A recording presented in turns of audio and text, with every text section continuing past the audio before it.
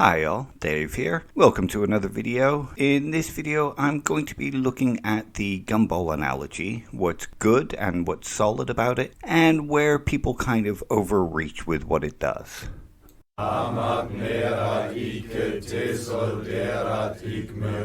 You are presented with a jar full of gumballs. There are no broken gumballs inside the jar, and they are whole gumballs. Most skeptics and atheists will have heard this analogy already. It's a pretty common analogy used by skeptics and atheists who have discussions on places like Twitter, Facebook, and YouTube. Fans of the atheist experience will certainly recognize it, as it's an argument created, used, and popularized by Matt Dillahunty, which then went on to be used by many other skeptics and atheists in the community. As you can probably guess from the title of the video and that opening paragraph, that will be the focus of this video. For those looking for a complete rebuttal to the Gumball analogy, I'm afraid you'll probably be slightly disappointed. I will be taking a critical look at the analogy and pointing out where I think some people go wrong using it, but I will also be commenting on what I think it gets right, as I think there are some valid points to be made using the analogy. While I know that most people are probably familiar with the analogy, I'll still begin with a description of it, then follow that with a look at what the analogy is claimed to show.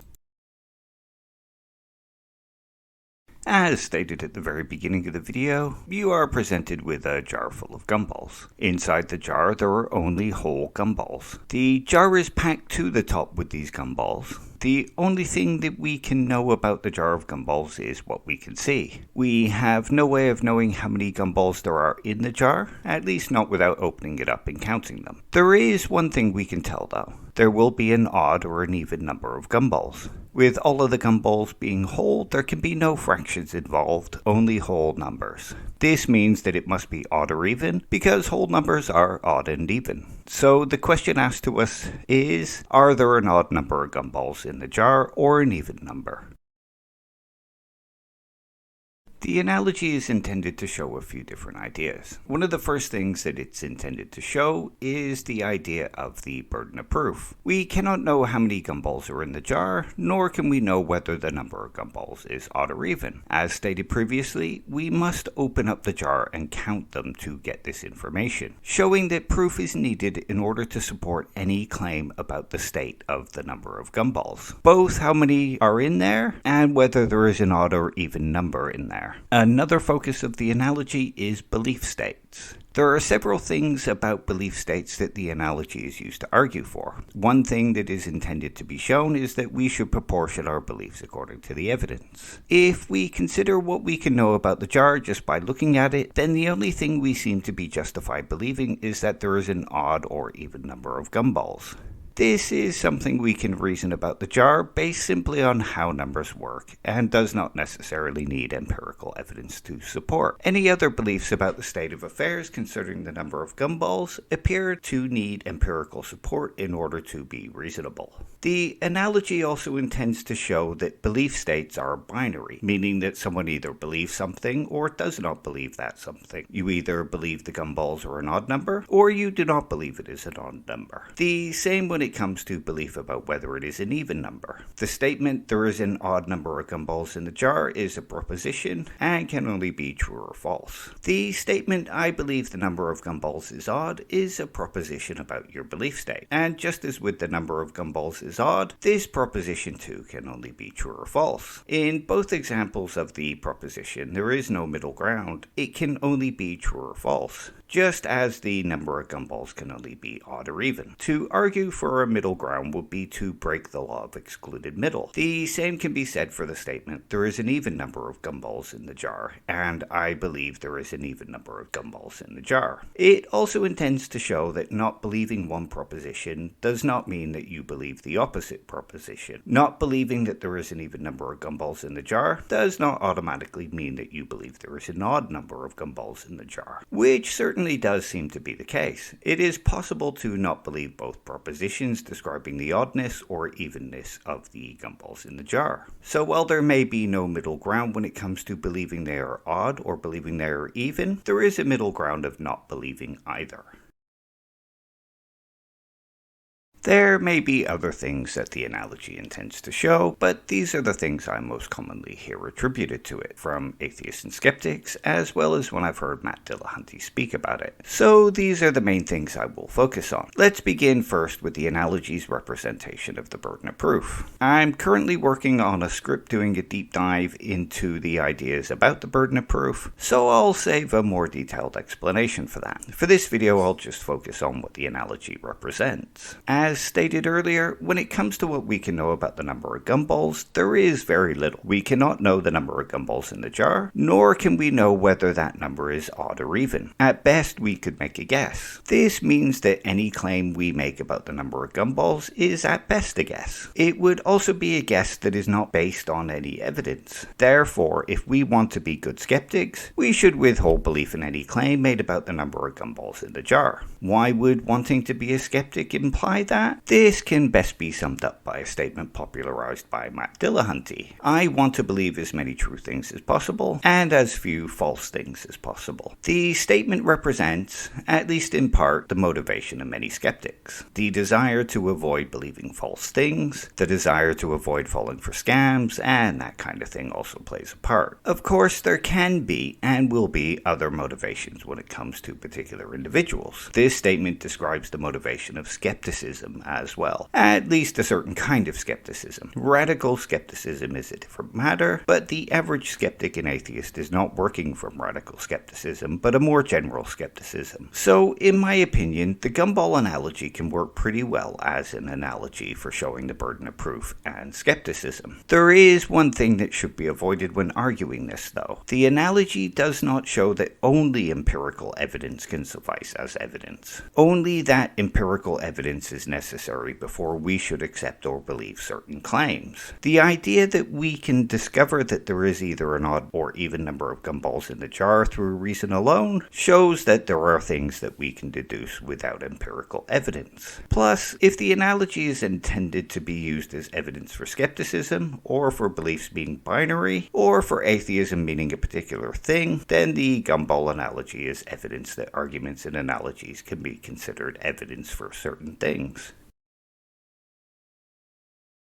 Next up is its use in arguing that beliefs are binary, or that the belief states are binary at least. To recap the argument, it's the idea that you either believe the gumballs are odd or you don't, and as a separate matter you either believe the gumballs are even or you don't. As stated previously, this is based on expressing those beliefs as propositions and adhering to the law of excluded middle, which argues that a proposition is either true or false and there is no middle ground. The argument is true, of course. If your belief state is expressed propositionally, then you either believe or you don't. There is only the true or false option. And as stated, it would break the law of excluded middle to offer a middle ground.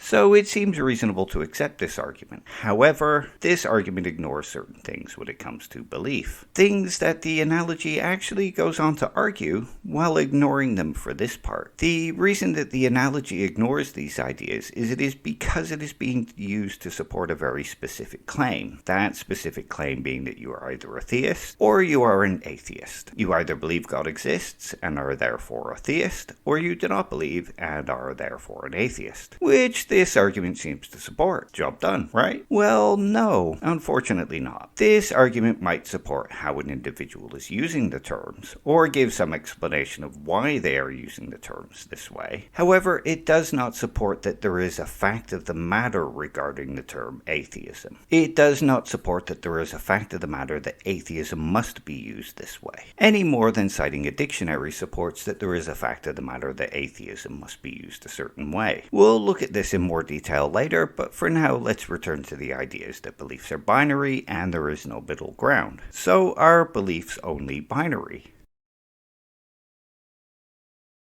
When we look at it purely in the sense of a proposition, then beliefs do appear to be binary. The proposition describes the existence of a psychological state in the agent. That psychological state either exists or it doesn't. When we speak about beliefs, we don't always speak of them in the context of the existence of the psychological state, though. We generally speak about them in terms of our attitude towards some proposition. And these attitudes are not based on classical logic. Consider a question like, do aliens exist? How would you answer that question? Some might answer, I think so. Some might answer, I don't think so. And others might answer, I'm not sure. There may be variations in the wording, but they are the general attitudes that one might have when answering the question. This sort of idea also applies to the question, does God exist? As well as many other similar questions. If we were to honestly reflect on how we actually think about our beliefs, we would see that we rarely speak about them in terms of whether a psychological state exists. They are usually thought about in terms of certainty, credence, confidence, and as admitted by the Gumball Analogy without admitting to it, there are certain neutral positions on certain topics. As the Gumball Analogy states, it is possible to have a neutral position. Not believing one proposition does not mean that you believe the opposing proposition. Admitting that when it comes to beliefs, they are not the binary idea that many arguing the Gumball Analogy are putting forward. It is possible to be uncertain about certain claims.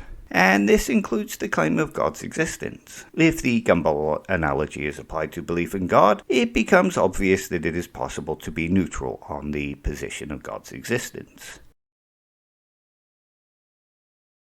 Which brings us to the problem with this part of the argument. It's driven by a specific purpose. That purpose is to argue that atheism and theism are binaries, and that atheism is based solely on not believing God exists. It's driven by the idea that atheism is a lack of belief in God or gods, and that's it. The analogy tried to show this using poor logic-driven arguments. Its purpose is to show that atheism is, or can be, a neutral position, while also arguing that there are no neutral positions when it comes to belief in God. That argument, in essence, contradicts itself due to its desire to argue for what could be considered ideological purposes. The skeptic and atheist using this portion of the analogy is more than happy to throw reason, skepticism, and logic out the window in order to protect the claim that atheism is a lack of belief in God or gods, and that's it. They are also willing to ignore counter-evidence, counter-claims, and counter-arguments in order to defend that belief, which undoes the good work that the burden of proof analogy does with the Gumball Analogy.